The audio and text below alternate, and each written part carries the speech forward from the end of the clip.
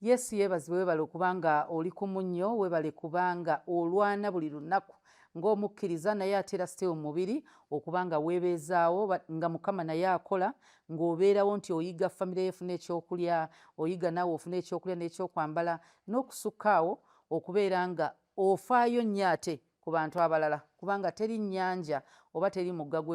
gukulukuta nga gweddiza teri muti gubala bibala bigulye so byonna Mukama gubirye ogambye bigulye gubirye bigulye gubirye so omuti tegulya bibala byagwo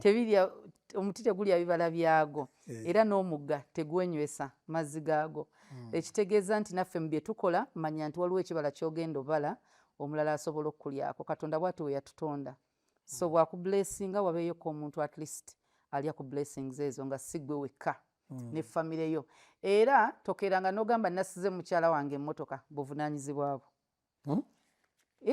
abasumba bazisiga naga nti Mukama amugambe okusiga ng'asiga mu mukyala we nalabako ka vidiyo akamu waliwo yakampereza omukyala omusumba omu yayimirira ku kituuti n'agamba nti bawa amusizeemu obukadde 10 nga